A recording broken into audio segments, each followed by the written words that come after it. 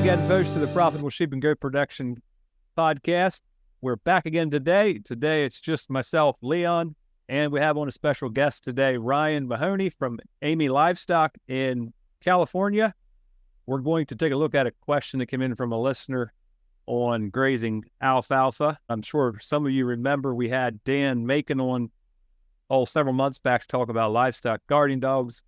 Dan is a friend of Ryan's, and Dan and Ryan and Rosie Bush do the Sheep Stuff You Should Know podcast together. So welcome, Ryan. Glad to have you here. Yeah, thanks for having me. So, Ryan, can you give us a little background on who you are, what you do? Sure. Yeah. So my name is Ryan Mahoney. Thanks again for having me on.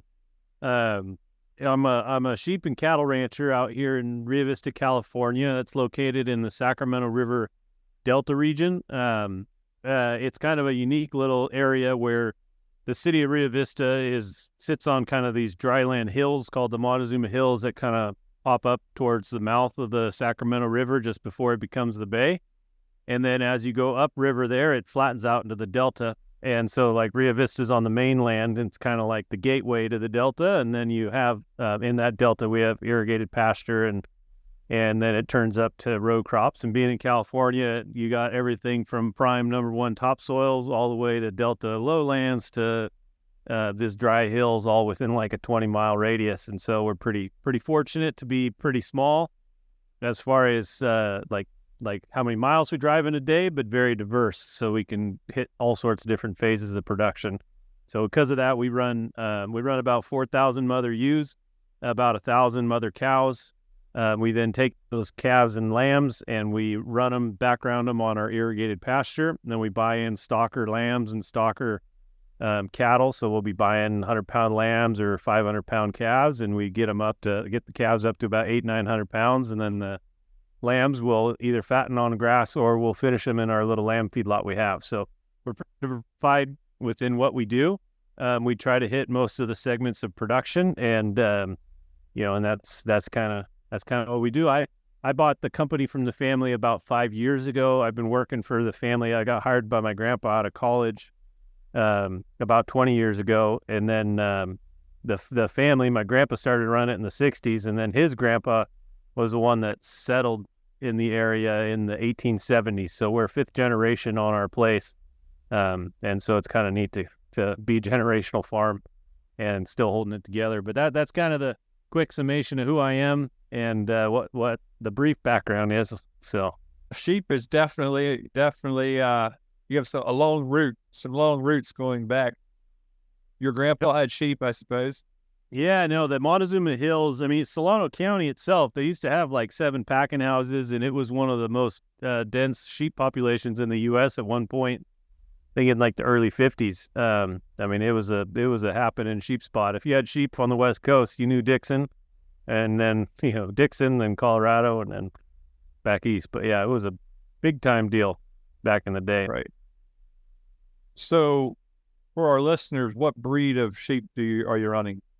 We run a kind of a fine wool Rambouillet with a little merino influence in it. I mean, they're cousins, so they're influenced all the way back. But we run a majority of our white-faced rams that we're keeping replacements out of are going to be Rambouillet, but then we do have a handful of merinos that we buy in there for fineness of wool.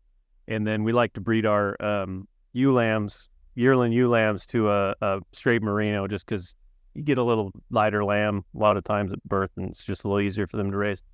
And you can make the wool fancy that way. So wool production is part of our business. It's not a major financial driver, but we look at, the cost of running a sheep and the cost of making good wool on that sheep as very minimal versus just our overheads of running that sheep. So we focus on the wool and the meat simply because it's a good product, and we can make a little extra money. So more revenues off of fixed overheads kind of thing. So, yeah, good. So this whole wool idea it's like foreign to me. Like, yeah. I see you got those Dorpers in your little background there. So, oh no, don't call them Dorpers now. Or Katahdins. Which ones are? Katahdins, yeah. Oh, you got the Katahdins, yeah. So that's all right. They do better on fescue than the fine wools. Yeah, I have this little joke I like to do. People say, "Oh, so you have sheep? So what kind of sheep do you have?" And I say, "Real sheep." And they go, "Oh, so you shear them?" I'm like, "No, real sheep. Real sheep don't have wool." And they're like, "You say what?" "Yeah, real sheep don't have wool." Yeah, That's all right. I'm biased, but that's fine. that's all right. Me too. We can argue if it goes to dead time, we'll just argue about that. Yeah. Well, for a small producer in the East here anyway, unless you're a little niche market trying to, supply some spinner, something like that. I don't want to say it's a liability. Somebody won't like it if I say that. But you're going to pay somebody to shear those ewes, I'm going to say $3 to $5 a head maybe, and they might still take the wool. Yeah, well, and it's the types of wools you can run in that kind of climate. I mean, you stick a fine wool in humidity, it's going to be a challenge, and not that there's people that do it, but it's, your livestock should always be a product of the environment that you live in and the climate that you live in. And, I know for a fact that my sheep can't load on a truck and run down to Central Florida and make a living. They'd milk. Without getting into weeds too much, why would a fine wool not work in a humid climate? Well, one, the wool will rot if you don't take care of it, because if you get too much moisture in there, you'll get wool rot in there, and that defeats the purpose of having a fine wool. Yeah. Do feet enter into that discussion? Yeah, I'd say they definitely do. We've done a ton of work ourselves in kind of culling criterias and genetic selection for foot rot resistance, and that helps us. We do get foot rot in our area. We're a heavy clay soil, but we dry out in the summer. Whereas, I trimmed 1,000 Katahdins one day for a buddy of mine in Tennessee, and that foot rot is special, and it doesn't dry out, and it's hard to get them dry. And so, out here, we manage the foot rot through the winter, trim in the spring, and do our culling procedures, and it's a dry summer, and so it's not going to get really reinfected till the following winter. Whereas in your climate, I mean, those feet don't ever dry out, and all things take energy. So if you're a ewe taking energy and they got a foot rot problem because of they're challenged by their environment, their wool's not going to grow as good. You'll get finer wool, but it'll be weak and it will break right and it won't put up right. Same thing if you're trying to raise a lamb and grow wool. You gotta balance your energy inputs versus what you're getting. And I mean, I joke about the hair sheep thing because I'm a fine wool guy, but it's a product to your environment, and you get what works. And if you're making money running sheep, gosh darn it, we need you in this country because we don't have enough sheep. So I'm all for it. Right. Sure. Yeah. Hey, very good. So, as I said earlier, we had a listener question come in on grazing alfalfa. I think this question was particularly I think this farmer wants to graze after he took off his last cutting. There's some residue there. The stuff might even be going dormant, kind of. Is there any risk involved with grazing a legume like that? Those are some of the questions I think he was wondering about. So, Ryan, if I understand, you do some alfalfa grazing, and we had this question come in on grazing alfalfa. Are there any dangers in grazing a legume like that? You're putting lambs and dry ewes. What are you doing there exactly with your alfalfa graze? Yeah, we definitely graze alfalfa. Our winters, we don't freeze hard. We do freeze, but it's not a freeze like you guys freeze. Like our exposed pipes in the houses might it'll get a little broken. So that's it. It's not, nothing's insulated or prepped for it out here. But we do graze alfalfa. We run our ewes and lambs up there. Actually right now we're in the middle of lambing, and we move the young pairs, all our twins, up to the alfalfa. And so they're grazing it at this moment. We've done feeder lambs in the past. We've done dry ewes, rams, all sorts of different things. And it's a very common practice out here in the West to graze alfalfa fields. It's a high quality feed. It's just a very, very, very good high quality feed, but it does have risks with it. The main risk you're going to have is bloat. and I'm going to get in trouble whenever I talk like nutrition specifics. I get in trouble with my terminology because my training is in field work, not in the classroom when it comes to that stuff. But hey, I tell people, if you don't want to listen to two dumb farmers talk, don't listen to this podcast. You know, all right, good. I'm in good company then. But basically, the way to understand alfalfa is that the slower it grows, the more concentrated the nutrients, which increases the risk for bloat, but also increases the productivity. You know, so a pound packs more of a punch when it grows slower. As it gets colder and the daylight shortens, it grows slower. When it freezes, it grows extremely slow, and when it goes dormant, it pulls all of its nutrients down to the base of the plant.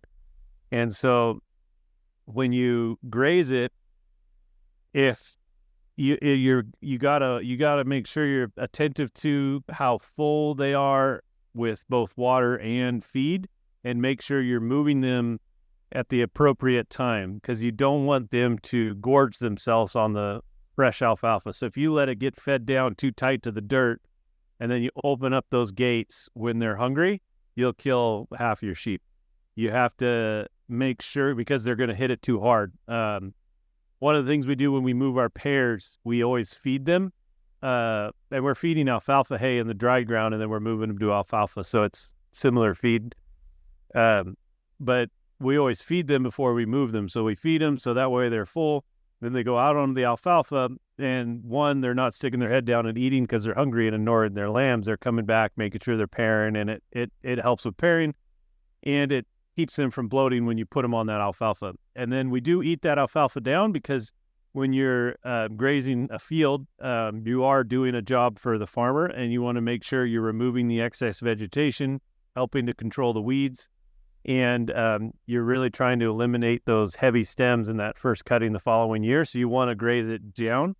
But like I said, you don't want to hammer it into the dirt and then move them too quickly.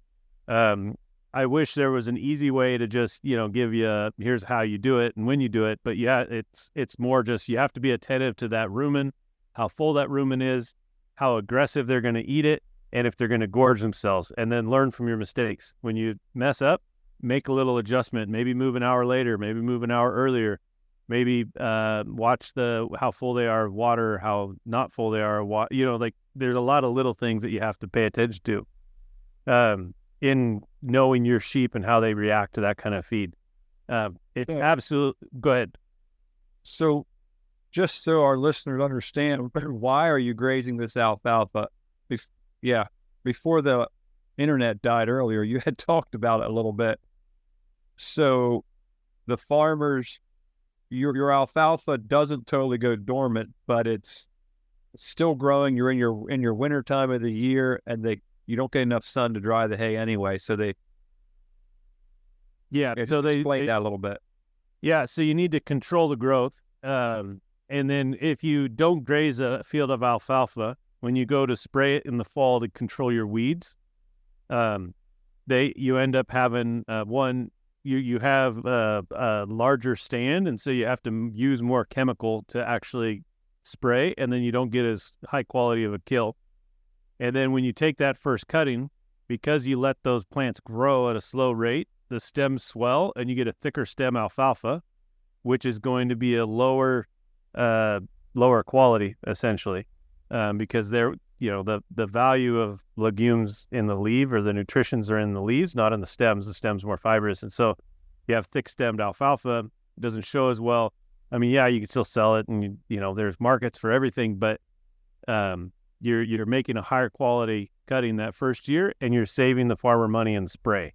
And so those are like the two of the main things you're doing is making sure you're controlling that growth and keeping a finer stem alfalfa more consistent, and a more consistent first cutting that following year. Right. So it's pretty important for you, or for sure for that farmer, that you're doing a pretty even cut. Yes.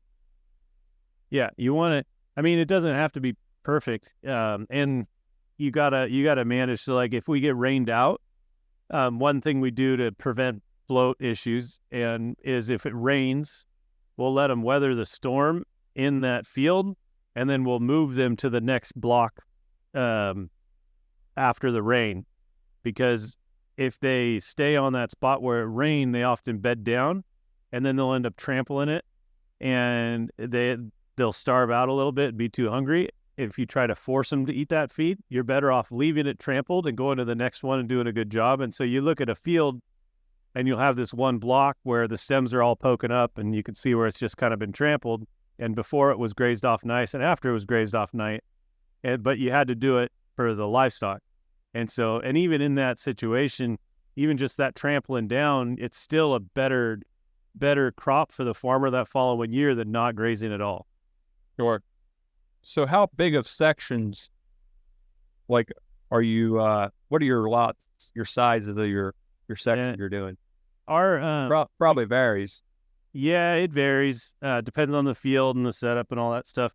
But we have we try to run 250 ewes, 300 lambs in a bunch, and so that's, you know, and they're young lambs, and so they'll be less than, we put them up there at about a week to 10 days old, and then they'll stay there through the 1st of January. They're born October, so November, December, January. So you're looking at less than 90 days old lambs. And so there's 500 of those and 250 ewes is generally what it is. We fence off about a 10-acre piece at a time, but it all varies. So right, sometimes it's 20, sometimes it's 40. If you got a big storm coming in, you spread them out. If it's if you can, and there's just little things that you do. What are you using for your fencing for that?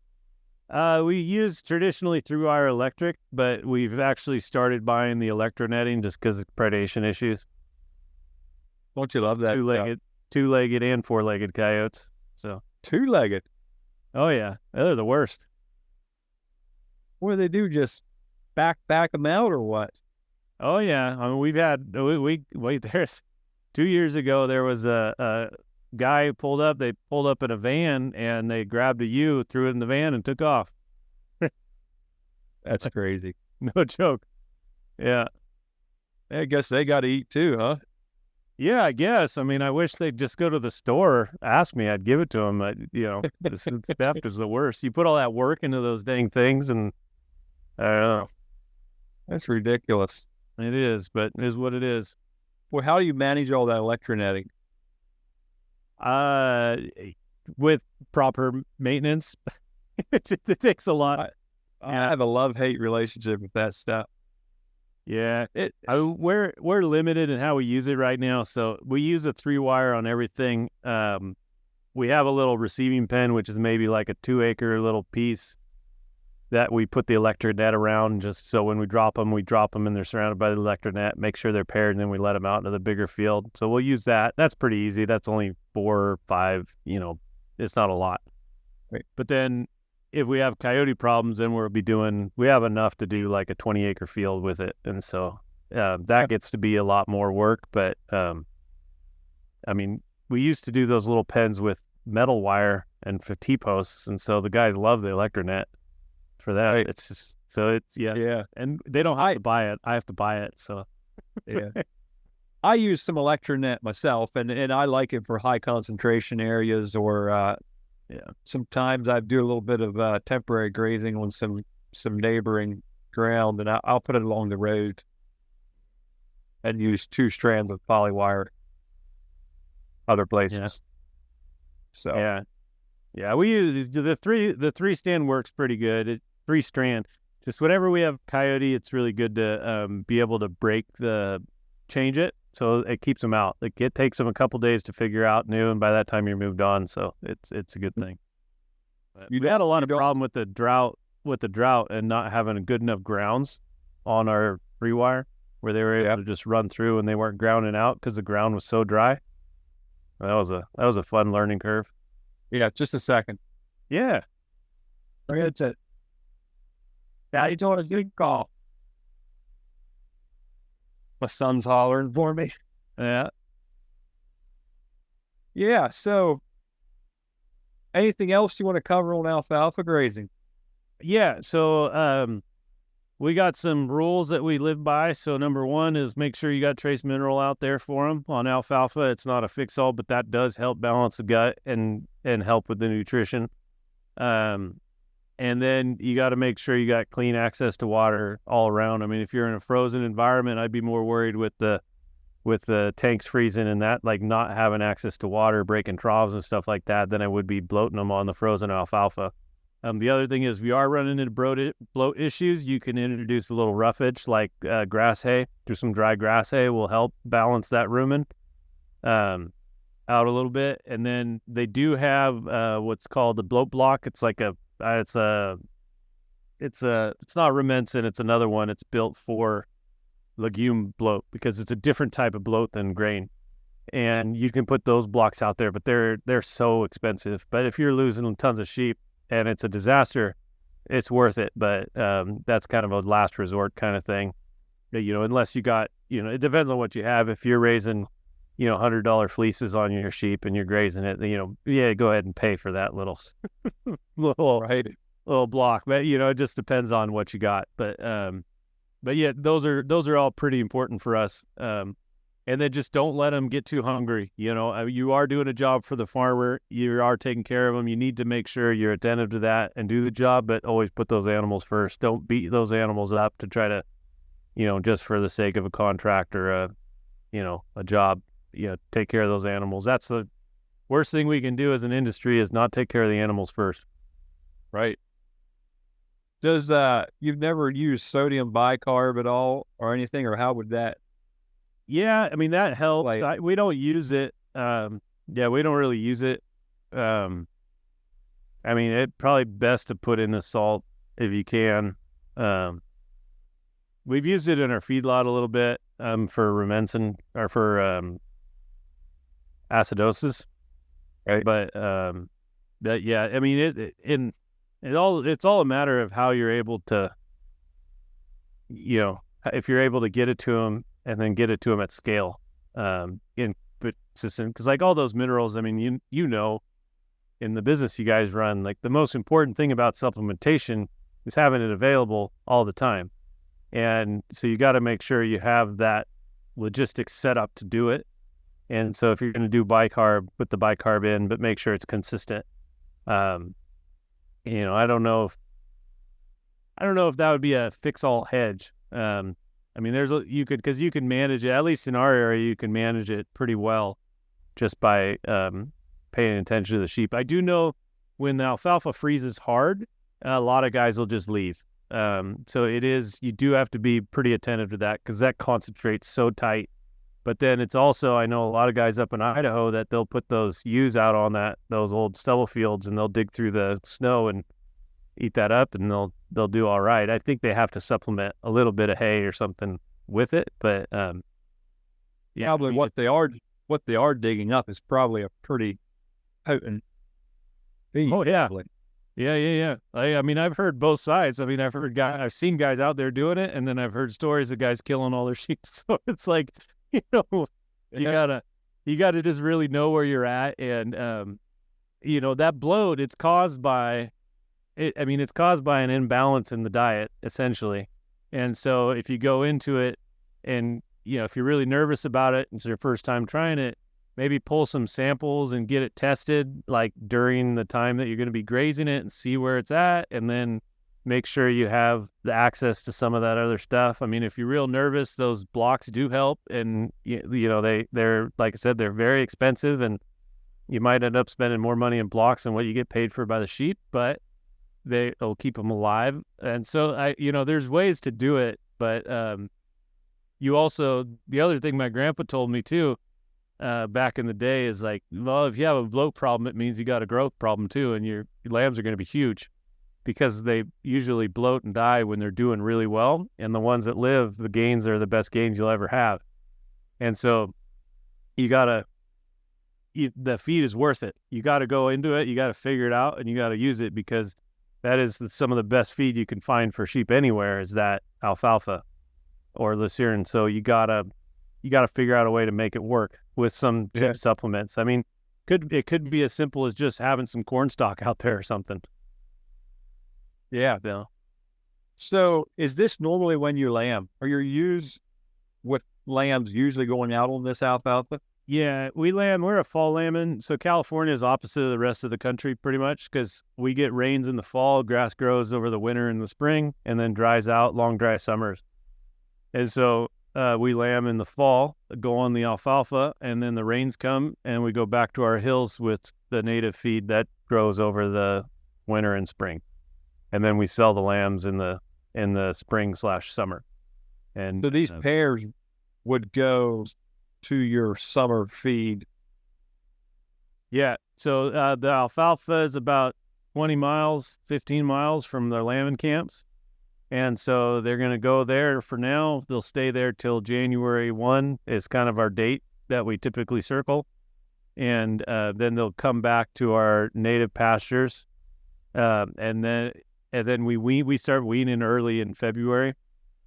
It's early for out here. That's probably late for you guys. But we wean in February 1st through March 15th.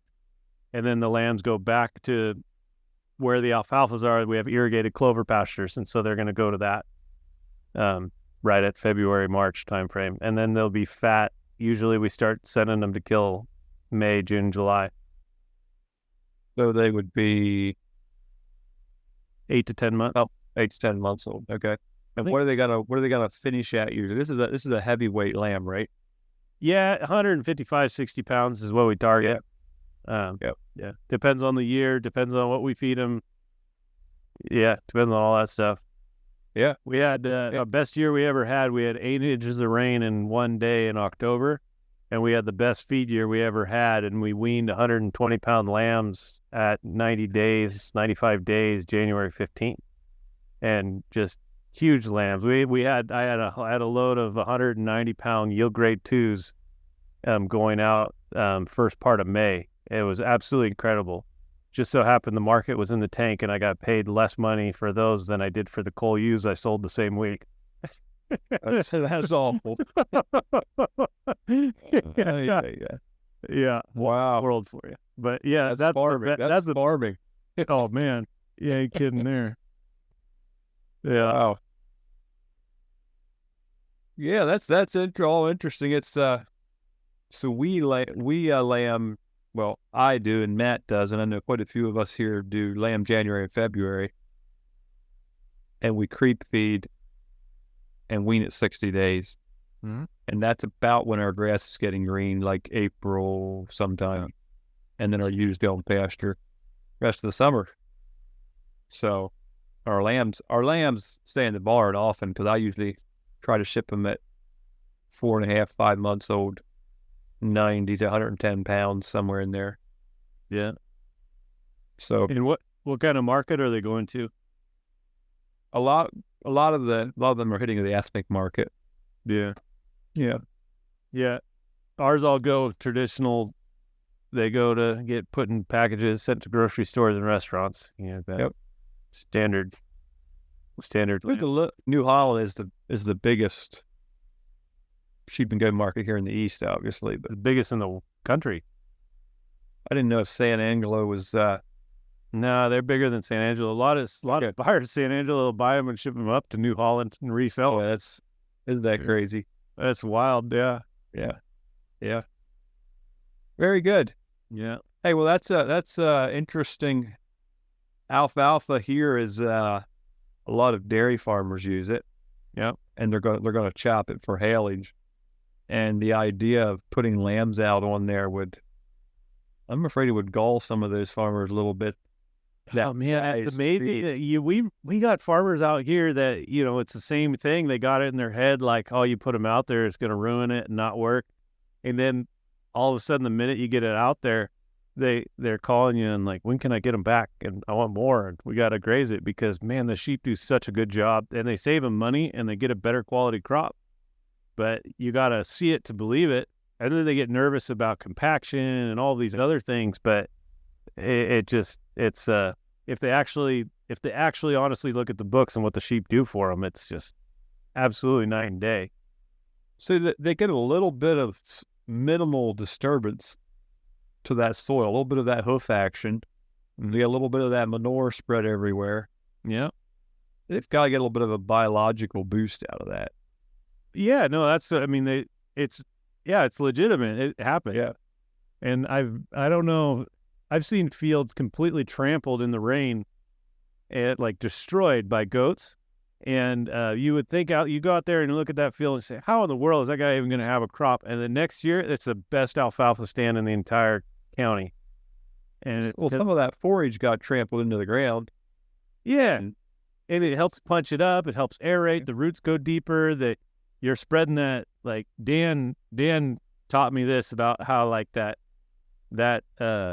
when you graze, you're redepositing the nitrogen. It's not like you're introducing more nitrogen, but you're taking it, you're consuming the plant, and then you're redepositing it spread out over a better area rather than just leaving it where it is stagnant. And so by that cycle, you're bringing life into it, which helps tremendously. And then just the weed control is huge. I mean, farmers, they spend millions of dollars a year on these sprays and tractors and diesel and all this stuff. And you run some sheep out there and do it for free and control all your winter weeds.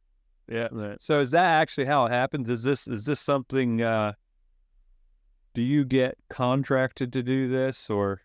No, we pay our farmers. There's a lot of competition out here and the guys always like trying to come in and running sweet deals. So we got relationships with longtime farmers that we've worked with for years, and and we pay them promptly and quickly and no jokes, and just we give them cash, not lambs and stuff like that, and it works really well for us. So you're basically leasing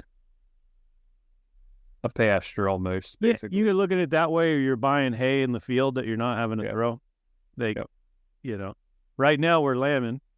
And I got barns full of alfalfa. I'm taking that alfalfa and I'm throwing it on a truck. And then I'm driving the truck to the field and I'm cutting the strings and I'm throwing the flakes out. And then I'm driving back and I'm getting more and doing it again. And when I could put those lambs on the trailer, put them in the field, all I'm doing is building fence.